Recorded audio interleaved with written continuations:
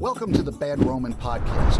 On this show, we talk with veterans, community leaders, Christians and non-Christians as we explore the entanglement of Christians with the state. The Bad Roman Project was created out of the firm belief that as Christians, we are called to follow Christ, not the state. Here is your host, Craig Hargis. Hey, folks. Keeping in the spirit of having other podcasters on the show, I invited Jeff Macolino on. Jeff had me on the show to talk all things Christian anarchism and much more, and I've been looking forward to returning the favor. Jeff has an outlook on life that is needed, especially in times like we are living in today. Let's kick back, have some laughs, and see where this conversation goes. Let's go. Yeah. Left, right, left, right, left. We got our marching orders, man. Left, right. Would you rather serve God than serve Caesar? You feel me? Right. I'm just trying to live what he said. I'm just trying to live. Jeff, how are you doing? I am doing pretty well, all things considered.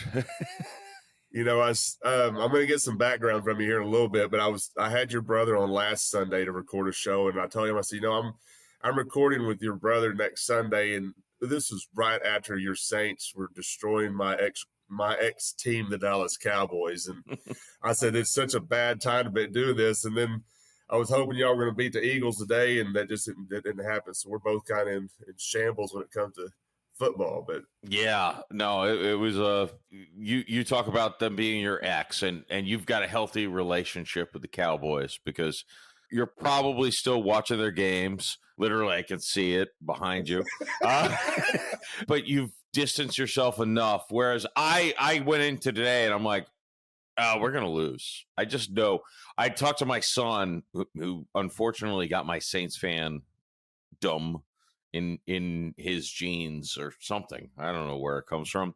But I was FaceTiming him before the game. I'm like, hey, buddy, just remember, we're going to lose some games this year. And today might be one. And he's like, no. And I'm like, yeah. So I knew it was coming. I mean, well, you said that I have a healthy relationship with the Cowboys. I've described it as the most toxic relationship I've ever been in my life, ever, whatsoever. And last year when we got beat by the Packers in the playoffs, I keep saying we, and I'm tired of saying we because there's no longer we anymore. I'm watching them from a distance. I'm hoping they're doing well. So I kind of watch them from a distance. But, when they got beat last year against the Packers in the playoffs, I remember texting my mom and some other friends. I was like, I can't do this anymore. I've been doing this for almost 50 years. I can't do it anymore. This is, I would rather take a nap than waste my time watching this garbage, getting my hopes up than letting me down every year. What am I doing? And now this year, they're just a complete mess. I mean, it's all garbage. They've spent a lot of money on a couple players, and there's nothing else going on with that team. There's more than two players, and I think they've kind of done it to themselves. So I just don't have nothing for them. I can watch them. Like you said, it's on in the background right now. I know it's on, and I'll check on it. But I used to be so invested in how they performed that it would set up how my week was going to be. Like I would get so upset with other people, they would pick on me about the Cowboys losing. And now I look at it and I look at them getting beat like a drum, like the Saints did, and now that like Baltimore, the time that's recording, Baltimore's doing to them today. And I have no emotion. And I think that is a healthy relationship with a football team. Yeah, it's a weird thing because you want the health and you don't want your personality to be identified with a football team. I mean, I went to a wedding the week between the Super Bowl and the NFC Championship game, which was in January or February of 2019. When the Saints famously had the pass interference that was not called. The Saints got robbed of going to the Super Bowl. The NFL wanted Los Angeles in the Super Bowl instead of the Saints. Saints were the best team. They would have beaten Tom Brady and the Patriots easily in the most boring Super Bowl ever. But so I go to a wedding between then, and my identity was the New Orleans Saints to most of these people. So I couldn't go pee without five people being like, hey, man, I'm so sorry. Man, you guys got screwed. And it's like, yeah, I know. Thank you. I don't need to be reminded of the worst day of my life every time I drop my pants. Like it was just I got blackout drunk at that wedding, and I blame it on the guests because I'm like, do you want to be reminded? Like, hey, you remember this traumatic thing that happened to you last week? Let's talk about it constantly. Yeah. While we wear nice clothes and drink at an open bar. I had somebody tell me last year, he goes, man, if you're going to take it like this, he said it's no fun. Like we enjoy being able to pick on you about this stuff, and you're just taking it like, just rolling off your shoulders now. It's no fun for us anymore. And I said, good. Right. Good. Weird segue, but with sports nowadays, these young kids nowadays. Luckily, my son's not one of them, but they get really into athletes over teams. Yeah. And so you ask a young kid nowadays, who's your team? They'll say, I like this guy. I like this guy. I like this guy. So I root for whatever team they play for. And it's like, come on, you got to have team loyalty.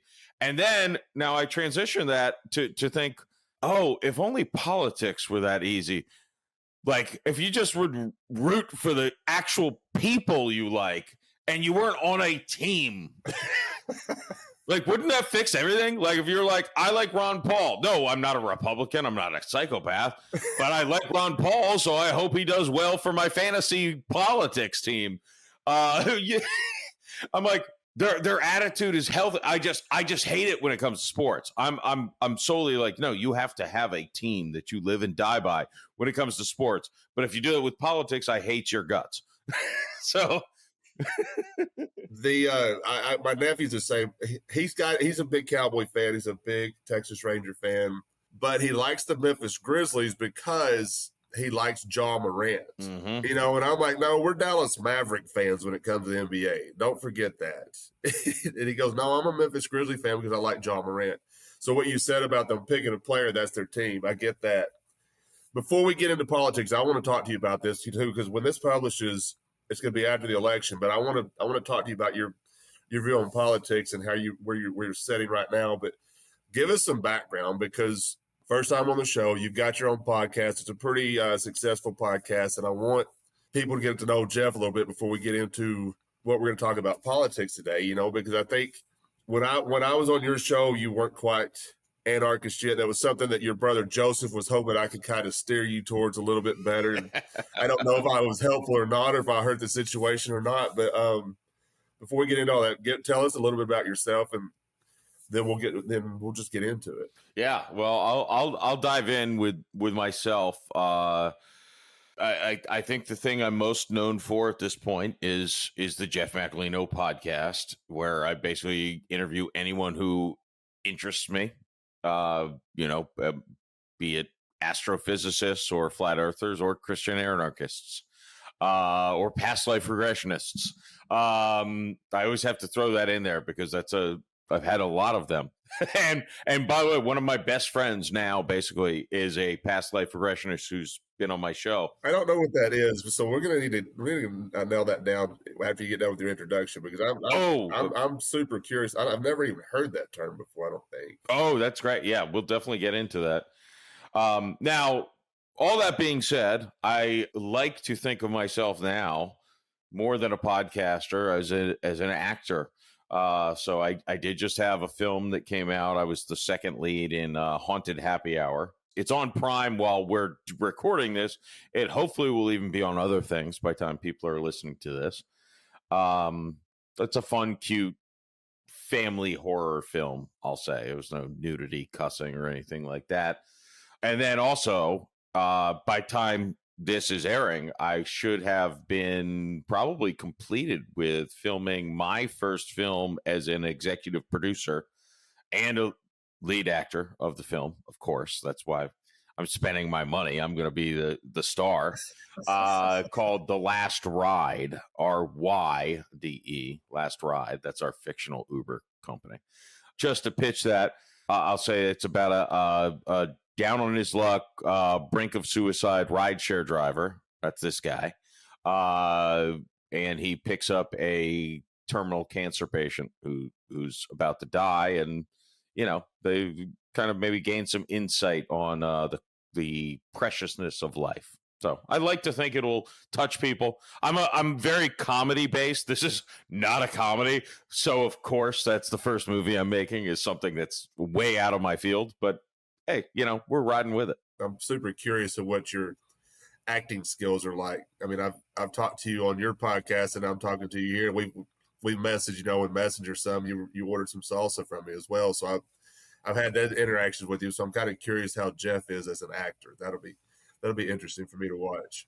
Luckily, in Haunted Happy Hour, I played basically Jeff, who the name of the movie was Brian, but it was basically just me.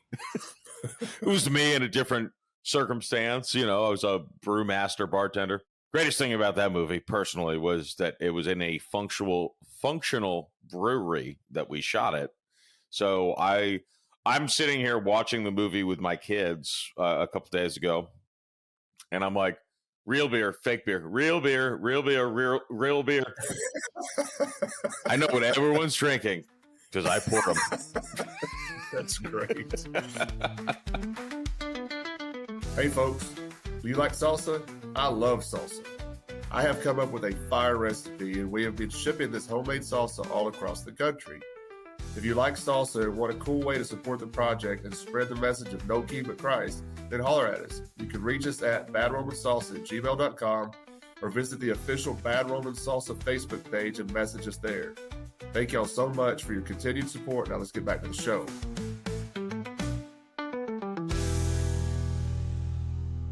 So what was you talking about, the past life? Past life regression. It's interesting and weird diving into some of the paranormal stuff that I've had on the podcast, or spiritual, maybe, potentially. I don't know. But so past life regression, and my buddy, his stage name is Daniel, the past life regressionist. Good branding, I suppose.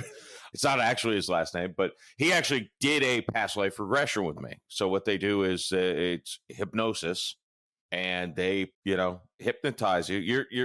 You're there, but you're like a guest in your own house. It's kind of a weird scenario that I didn't think was necessarily possible. Like, yeah, you're going to hypnotize me. We'll see how this goes. But I'm like, oh yeah, no, I was along for the ride, but I was not driving the ship. It was interesting. And basically you visit your past lives. Yeah, again, whether it's real or not, I don't know.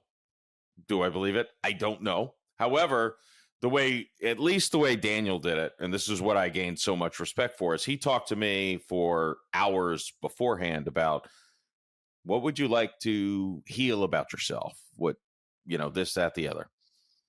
And then we do the past life regression, and it I feel like it took 3 hours to, which is not true, but to get my first thing where I actually saw something.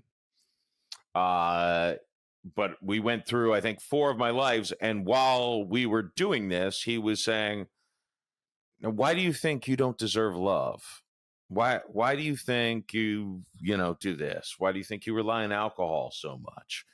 All of these questions were coming up. And it wasn't until afterwards that I'm like, I don't know whether these lives are real. I don't necessarily believe in reincarnation, or there's a whole concept that time is not linear. So we could technically be living multiple lives at one time, and your spirit, your soul, is actually inhabiting multiple individuals on the planet at the same time, because time is not linear. Your soul is beyond time. It's an interesting and weird concept. But afterwards, I was like, there was some revelations that I had about, again, one of my big things is I hate myself and everyone hates me. That's how I go through life. But it was like, you hate yourself when anyone else hates you. Just you're worthy of love. You need to love yourself, and then you can accept love that people are giving you already, but you're blocking it off. And And I said, I'm like, look, I don't know if it's real, but it was the best therapy session I ever had. So does it matter if it's real? I don't know. That's one of those weird things where I'm like, I don't know if I need to believe in it, as long as the practitioner, who, in this case, this guy who I'm very good friends with now, but I'm like, it was good for me. So whether those past lives were actually my soul living lives that were way worse than the life I live right now, I'd say they're all worse people than me. Well, that's interesting. I mean, it's because, and I don't know that I don't believe in past lives. I don't believe in reincarnation, but I think what it sounds like to me is you're kind of going through going through something like this. And this is probably going to get me some hate emails, just even having got this conversation on a Christian Anarchist podcast, but I don't care. I get them all the time. But yeah, it just sounds like you're kind of going through your own emotions in your own world, in your own life. And were there psychedelics involved? Because it sounds a lot of like when I hear somebody talk about doing like a ayahuasca or psilocybin or, just kind of psychedelics. It sounds like a lot of like when they talk about what they're experiencing, it kind of sounds a lot like what you were just talking about. And so that's why I was curious were there psychedelics involved with. I've never done psychedelics. I'm terrified of them. Don't really know that I would want to try it, but just hearing people talk about it, I'm kind of curious. So, but it sounds kind of similar to me, what you were just saying. There were none. Actually, part of the rules for this, there was no alcohol even within 24 hours of doing this. It was stone sober. Which that was the hardest part for me, is I didn't have my kids the night before. And I'm like, I have to stay sober so I could do this past life regression. Oh, this is really an ask now. Yeah. Because I don't like sobriety, but that's a whole separate thing. But no, and you know what, I understand and agree with what you're saying. It's like, I don't know that I believe that it's real. Like, I don't fundamentally think reincarnation is a thing. Now, I'm curious on the flip side with being a born raised Catholic. I'm not really practicing any specific religion now, but I still believe in Jesus, and I'm still, have the Christianity tenets instilled in me. Sometimes with this paranormal stuff, the people I talk to, I'm like, well, I don't know that it defies Christianity. Maybe reincarnation does, but like mediums are another thing where it's like, well, so if someone could just happen to communicate with someone who's in heaven or hell, I suppose, but I don't believe in hell, but that's a whole separate thing. But if someone can communicate with someone in the afterlife, that does, I mean, we are taught there's an afterlife. So sure, there's probably some people who just are gifted. You're just naturally gifted. It's not a learned trait, I don't think. I think it's, and I don't know. I always question like how much of some of this stuff is real, how much of it is placebo. It makes you feel better. And you know what? If you can take a salt pill and it makes you healthier, is it wrong to take the placebo? So it's one of those things. It's like, I don't know what's right and what's wrong. I guess that's probably the struggle with most people, right? Yeah. No, I don't. I mean, if you said it was the best therapy session you've ever had, that sounds like a net positive to me. So I mean, if it made you feel better afterwards, I don't see a problem with it. Now, that it is what it is. I just never heard of that before. That's interesting. That's a new one. I haven't heard that episode on your show yet. I'll have to go check that one out. Just I'm kind of curious how this guy describes it, how he goes about it, because that's one thing I do enjoy about your show is you do talk about so many different types of things. We'll talk about several different things on this show, like today, obviously, but we're all kind of centered around that no king but Christ, getting back to Jesus and not following the state. And getting Christians out of that entanglement with the state. Man, during a political year like we're in right now, that is a tough job. Oh, I mean, just try to. I've told friends and just in private, just there's times I'm thinking, man, what am I wasting my time with this? And that somebody reminded me that she said it's the ones that are not saying anything, that are kind of in the background. We call them the remnant. That those are the ones that we're kind of really trying to reach. Trying to get those folks to kind of just pay more attention, because a lot of the people that are entangled with this stuff, that are trying to fix the state through their Christian values and all this stuff. To me, there's a verse in the Bible, and I hope I don't. I'm probably going to misquote it. I couldn't even tell you where it's at in the Bible, but basically, they've been handed over to their reprobate minds. Basically, God is going to allow you to do these things to an extent, even if it harms you, but He's kind of turned you over. You're doing this to yourself, and that's how I view politics. People continue to try to fix the state, especially Christians trying to fix the state. You've been handed over to your reprobate mind, and you're doing yourself harm and you're doing your neighbor harm, which is exact opposite of what Jesus taught. But I want to kind of talk to you about your view on politics too, because I remember talking to you on your show, and you have just this outlook on this stuff where you don't really see a problem with getting involved to an extent, especially like with your libertarian ideals, but you're also kind of on the edge. And correct me if I'm wrong, but you also seem like you're kind of teetering on the edge of, all right, I'm done with all this altogether too. Yeah, and by the way, we're recording this before the election, and I will tell you that I don't know if, while the listeners are listening to this, if I even voted for president in this election. The only thing I'm doing, and by the way, even this is screwed up, is the only thing I know I'm voting for is we have an amendment in Florida to legalize recreational marijuana. And even that is so tied up in the monopoly of people who have invested money, and that they're the ones who can grow and sell the weed, that it's screwed up. And that's the thing that bothers me, is it's like, I believe in people should all be free to do anything they want if they're not hurting other people. So on the surface, right, the legalizing weed is, of course, of course. If there was a ballot measure to legalize heroin, I would be checking the box for yes. But, it's always tied into this just garbage and dirty people. So I think the thing with the ballot that's kind of entered my mind is everything you vote for, even if you're voting. I know a guy who was a state senator in Florida, and he is legitimately a good person. And he actually did a lot of good things. He's a very libertarian guy who actually shifted the Republican Party to do things like, he's like, we need to drop the fines on people who get arrested or charged with things like having an out-of-date registration. Well, why have they not paid the $117 for the state to register their car? Because they're poor. So we're going to charge them more money and make them a criminal? So he actually reduced the fee to register the car, which, should be $0, but he did what he could. He actually made effective change. And he was so popular, Democrats and Republicans loved him because he was actually just a good guy who was doing common sense, smart things. He would have won U.S. Congress in a landslide. He said, no, I'm not doing that.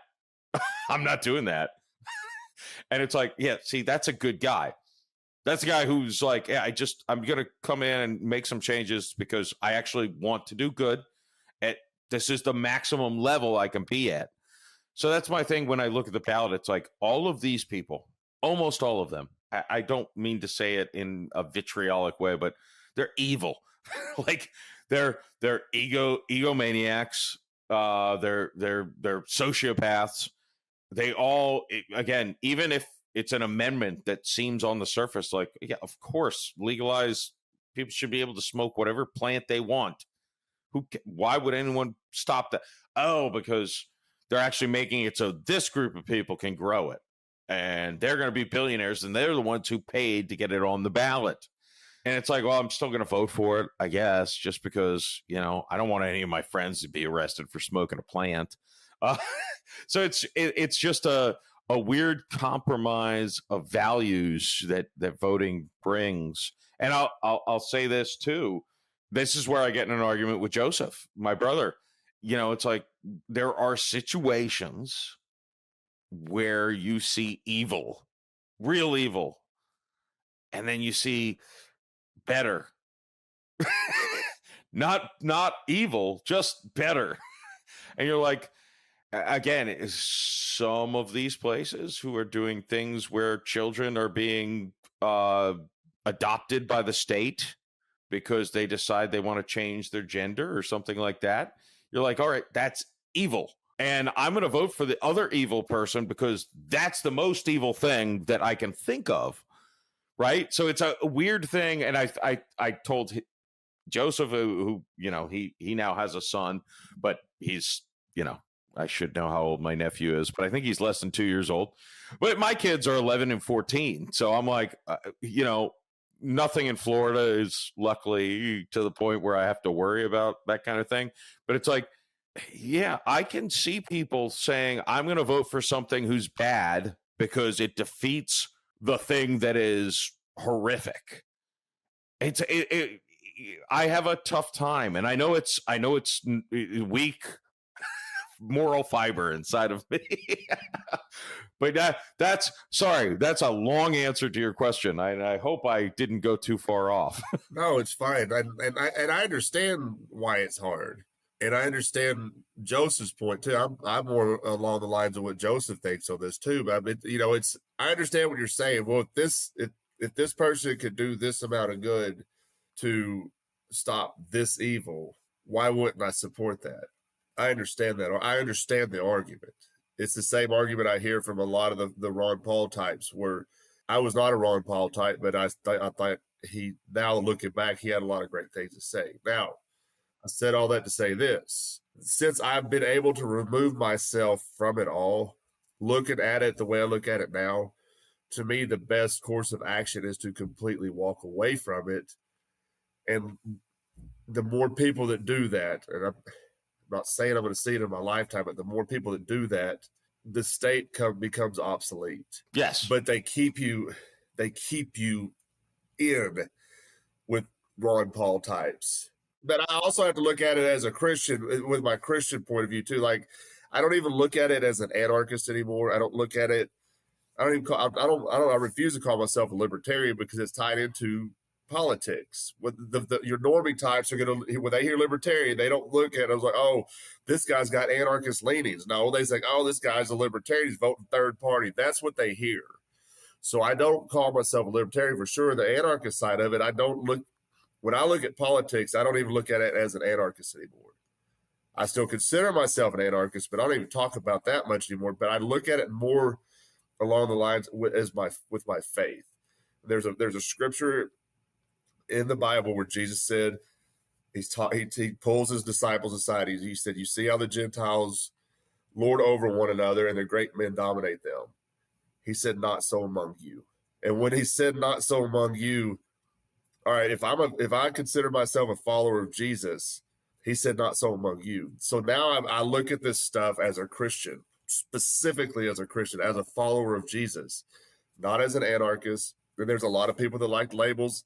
I'm sick of labels. I've got to a point now too that I don't need to be tied to a libertarian label or an anarchist label. Yeah. Or even a Christian label, because even a Christian label has been hijacked. Right. When you hear somebody call themselves a Christian, you don't know what kind of Christian you're getting. We got a lot of Christians out there celebrating genocide right now. I just live a life that, as an example, where people start asking me questions, because I don't fall in line with this tribalism type stuff. If I want to have these conversations, they're going to see, all right, we're coming at Craig with this, but we know how Craig behaves, and we're curious about how Craig's behaving. Why is Craig behaving this? Why is he living his life this way? And I'm a failure every day at following the teachings of Christ. Don't get me wrong. I'm not up here trying to pat myself on the back. I fail daily on it. But it's very basic. When he said, not so among you. And to me, that's the easiest thing for me to do, is just walk away. If Jesus said, not so among me, that means he's got something better in store. And the whole idea of trying to fix things to the state, there's not one indication of Jesus ever doing that, ever, whatsoever. Yeah, it's a game that they sucker you into playing from a young age, right? And it's a weird thing. Like, I was in New Orleans with my son 2 weeks ago, and went to the Saints game, and then the next day I got a late flight out so we could go to the National World War II Museum. Now, one of the things with the World War II Museum, my son is big into history. So on the surface, that seems great. Like, my kid's interested in history. He wants to learn. But then you realize there's a bit of when they teach you about wars, they kind of glorify war in a weird way. And the World War II Museum was actually one of the first things we did. We went to the room, which was like the propaganda machine. Most of Americans opposed going into World War II. And here's how they convinced them to do that over the course of a year. And they had polls, posted on the walls, like 67% oppose, 60% oppose, 47% oppose, 40 are undecided. And then it was, 90, and then Pearl Harbor was whatever with that. But I don't want to be a tinfoil hat guy, but I always think like, yeah, Pearl Harbor was something that FDR wanted to happen because he's been wanting to go to war for a year, and now he's got an easy excuse. So there's the flip side of I want to believe there are good people in politics, but and then there's what you said, which is what I really want to get to as a person. Unrelated to everything I said about World War II. I'm a terrible podcast guest, but no, this is great. To all of it was I am so jealous of you and of other people. Haunted Happy Hour, actually, I'll shout out Michael Girgenti is one of my co-stars in that movie. And we were talking, actors have a lot of time on independent films. We don't have our own trailers. We're hanging out together between scenes, and we're there for 12 to 16 hours, but we're only actually acting for 2 hours. So there's a lot of downtime where you can rehearse, you can do whatever. I was telling him about stories about doing drugs and going to strip clubs and get blackout drunk and coming to in weird situations. And I said something to him about, I've been feeling this weird calling though, like I should be going to church, just something. And he goes on this whole thing, and not unwelcomed or unwarranted or anything unpleasant, about how he found himself again as a Christian and how he has a renewed passion in life because he found Jesus and he's, Christ is King. And I mean, I want to be you. I want to be you. I want to be Michael. I want to be Joseph. And I'm like, I believe. But then I'm like, I don't know. So, yeah, I'm all over the place. But that's probably a combination of alcoholism and the Saints losing. I'm actually in a good mood for the Saints losing. Well, I'll tell you about the whole going to church thing. I don't attend church very much, if at all. I see how corporate church is so tied into politics. It's so tied into the state that it's disgusting to me. And it's so, I don't think going to church makes you a Christian. I think what makes you a Christian or just, it's just the basic teachings of Christ. If you want to start somewhere, Jeff, this is where I would recommend you starting. Go to the Bible, it's in the book of Matthew, go read the Sermon on the Mount. Read it every day. It's short, but it's probably his most famous sermon. Okay. Doesn't take long to read it. Read it every day. Just it won't take you long, and it'll give you some insight into what Jesus really expected from us and how he wants us to live, and how in doing this and following just this basic, it's so basic. It's so cool that it can make your life better. I mean, I still drink. I still have beers. I don't think I'm an alcoholic. But I do enjoy having beers, especially like I'm having a beer right now talking with you on this podcast. I enjoy having beers. It sounds to me like you're worried about, well, if I dive into church feet first, then I've got to change everything about me immediately.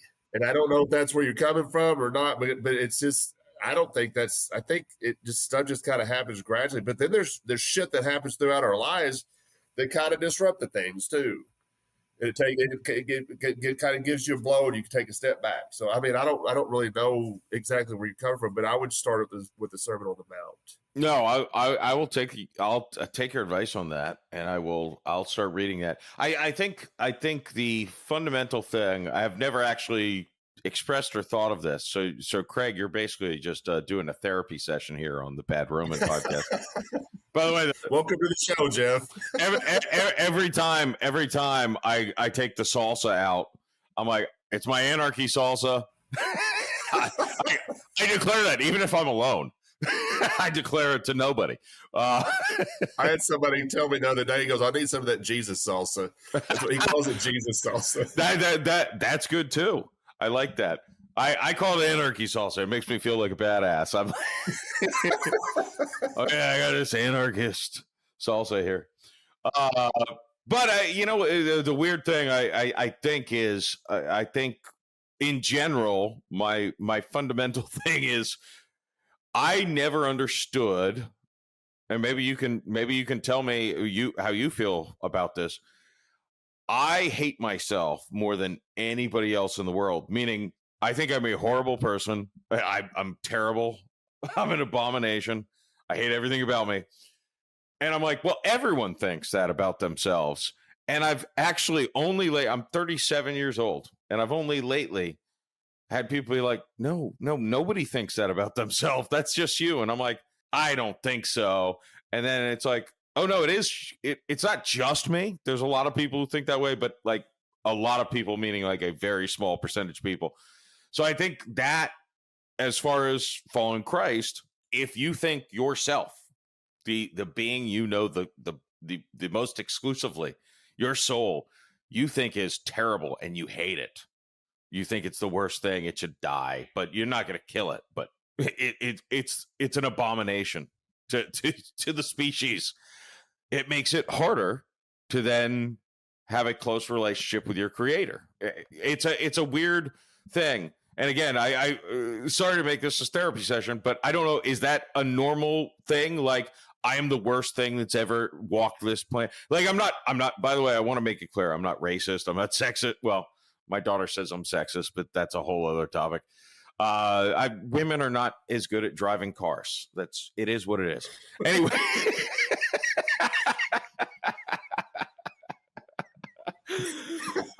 That doesn't make me sexist. That makes me an observationist. But again, even things like that. Like, why would I say that? What is wrong with me? That constantly goes through my head. Like, I'm the worst. I'm gonna jump in here real quick. I don't think you're a bad person. You bring a lot of joy to folks' lives, so there's no reason for me to believe that you're a bad person. If you believe you're a bad person, you're probably the only person that believes that. I think so. And I promise you that Jesus does not believe that about you.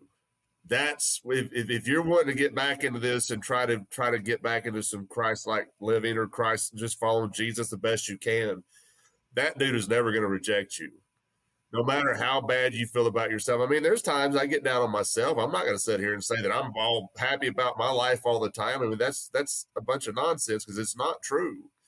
I'm hard on myself sometimes too. I mean, there's things that I do. I'm like, why the hell did you just do that? Why are you behaving this way right now? What is wrong with you? Yeah. But I don't hate myself to the point where I think I'm a terrible person. I mean, I've got a lot of people in my life who very encouraging. So I don't know if that helps, but I don't know you well. This is our second live conversation I've had with you. Right. And I've never one time thought this dude sucks. That's never crossed my mind. Not one time. Well, I'm good at faking how terrible I am in front of it. Well, I'm going to tell you too. You said something about an observationist. I'm pretty good at picking up on details about a human being. I can tell a shady person from pretty easily, and you don't give me that vibe. I think you're a lot better person than you give yourself credit for, and I think you should probably I can't say don't think that way about yourself. You can't. I mean, that's not how it works. But man, getting the Sermon on the Mount, get to just try and follow some basic stuff that Jesus taught, and it'll change your worldview. It'll just change your view about yourself, because you're going to realize that if the creator of this world, Jesus himself, does not feel this way about you, the way you're feeling about yourself, then okay, there's something else going on. Jesus is there. He relates to people on a level that nobody in your human life can relate to you. And I know that's hard to understand, but it's hard for me to understand that. To me, he's not judgmental. He's just trying to guide us into a way to where we're going to live a life that's best for us while we're here. Because we all know we die.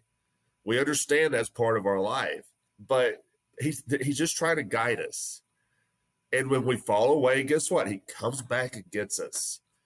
That's the cool part about him too. If somehow we go astray, he comes back and gets us. It might take us some time to get back to the flock, so to speak, but he's not ever going to reject us, ever, ever, ever. And don't take it like I'm telling you what to do, but you shouldn't reject yourself either. Because if Jesus doesn't reject you and you have these Christian tendencies, you have these Christian leanings, you grew up, you said, as Catholic, he doesn't reject you, you shouldn't reject yourself either. Just get back, just get into the Sermon on the Mount. It's going to lead you in a lot of different directions, especially when it comes to his teachings. Yeah, I wrote that down too as a thing. By the way, I again, this talks about how much I hate myself. I'm like, I hope I'm not ruining your podcast by doing this whole venting thing. But part of me also thinks, and someone actually said this to me before, so I think that plays in. It's like expressing your weaknesses. You never know who's going to listen and be like, oh wait, I actually feel like that too. And by the way, that doesn't mean you need to. I'm not doing anything to harm myself. I mean, well, you could talk about my alcohol consumption, but we're not going to talk about that. That's off the table. That's between you and God.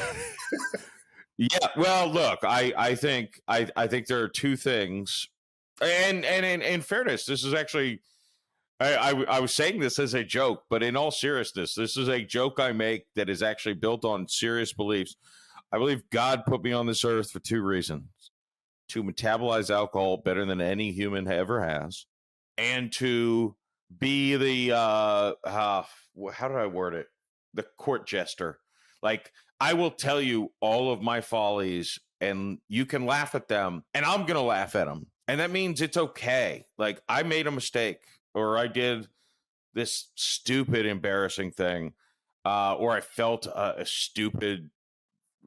I mean, and it's not always funny, but my philosophy is, if I can do something completely horrifically embarrassing, and instead of bottling it up and just being like, no one will ever know, if instead I can say, hey, everyone, listen to what I did, and make other people laugh, I feel like I just made this negative thing a positive thing. Like, I had some horrible is maybe exaggerated, but some embarrassing, negative personal experience. And I then amplified it in a humorous way and made dozens or hundreds or thousands of people laugh. I just turned this little negative energy into positive energy I just made the universe better. Right? Like, that's kind of the way I view it, is like, I've had embarrassing experiences, whether it's just, drunken mistakes or klutzy mistakes, or just, all guys have weird, like, I was talking to this girl, or this girl waved at me and I waved back, and she was actually waving to her boyfriend behind me. But turning that into making people laugh, as opposed to like, this is so embarrassing, I'm never going to tell anyone. For example, it's an innocuous one.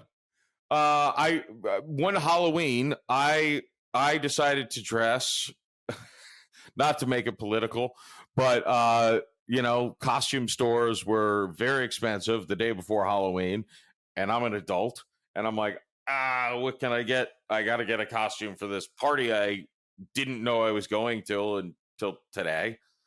So I got a poncho, hat, whatever. I should know what it's called. And it had little gun straps, but they were for shot glasses. So I went to the party as Donald Trump's biggest nightmare. A Mexican. There may be problems with an Italian pretending he's Mexican, even though our skin colors are pretty close. But, but that being said, I wore this poncho. Now, you know, this hangs down below your knees, right? So after the party at this guy's house, we go downtown, we go to bars. And obviously, I've been drinking a lot of alcohol. I've shot glasses literally attached to my costume. And in this bar, I'm wearing the poncho, and I go to pee. And now you start to pee, and as a dude, very quickly you should hear water hitting water. And I didn't hear that. And all of a sudden, my foot started getting hot and wet. It's because I was still wearing the poncho. I unzipped my shorts underneath and started peeing without thinking there's still an obstacle here. So it was just deflecting off of this onto my foot. So basically, I was covered in piss. And why do I tell this story? Because now most people, including me, the night of, I ordered an Uber and I got the hell out of there. I was like, oh, this is horrible. And my Uber driver, I'm like, something smells in here. He's like, oh, God damn it. The last dude had a dog with him. And I'm like, I must have pissed in your car. So I blamed the dog. I blamed the dog for me pissing on my own leg. I mean, you know, it's an understandable act. So, but since then, like the day after, I was telling everyone, hey, here's why I left yesterday abruptly, the bar. If anyone cared, no one cared. No one noticed. I feel like most people would have this happen and never tell a soul, right? Like I what an idiot. I peed on my own leg because I deflected it off a costume I was wearing. What an idiot. And I'm like, no, I need to tell everybody this story because it's hilarious. It's unfortunate for me, but only in the moment, right? You know, now it's hilarious. I love the story. I love that I peed on my leg. So at the end of the intro, I said, let's kick back, have some laughs, and see where this conversation goes. Because I knew getting you on this show, and I had no idea where this was going to go. Because the whole point was just to get you on the show because you're a fellow podcaster, and I understand the kind of work that goes into it, and I want to kind of help your stuff. And folks, if y'all are listening to this, and y'all want to go have some laughs, go listen to this dude's show, because there's a lot of funny stories that he will tell you. And I think, you said, I hope I'm not ruining your podcast. No, this has been hilarious. I've needed this because, you know, a few days ago, my 17-year-old cat passed away. Yeah. And I've been a wreck for a few days. So I needed this. So if nobody else gets anything out of this conversation, I got a lot out of it because I needed to laugh. I haven't laughed a whole lot in the last few days. I've been pretty sad. So thank you, Jeff, for that. Well, thank you. I think the self-deprecating kind of humor is some of my favorite. I do the same things to myself. I pick on myself all the time because it is funny, the stupid things that I do, and people do get a kick out of it. So I don't think negatively. It is what it is. We do stupid things, and sometimes it's funny. I think it's okay to tell folks about it because especially if it's going to make somebody's day. Yeah. So, you know, I didn't know I didn't know my cat was going to pass away. I mean, as a matter of fact, last Sunday when I was recording with your brother, I was talking about her specifically to him. We were talking about animals. 3 days later, she was dead. So I've been a wreck for a few days. And people listen to the show know how attached I am to my cats. I mean, I treat them like my kids, and so they know. But so I needed this today.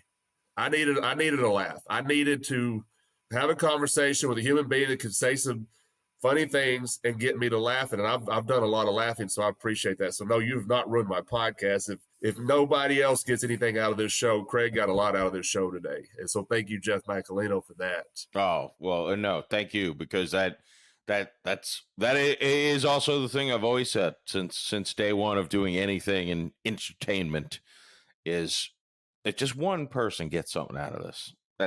That's all that matters. I don't even need to know, but I know. So that hits me, you know, a lot harder and more effectively. So I appreciate that you appreciated talking with it. For sure, man. I mean, I enjoyed so much talking to you on your show. I couldn't, and I told you we got to recording. I said, I want to get you on mine. I said, I don't know what we're going to talk about, but I like talking to you. So when we get off here, don't go back to hating yourself, because you've got a lot of good qualities about you, man. You've got a lot of really good qualities. You're doing a lot of good. You're making a lot of people laugh on your show. You're making movies.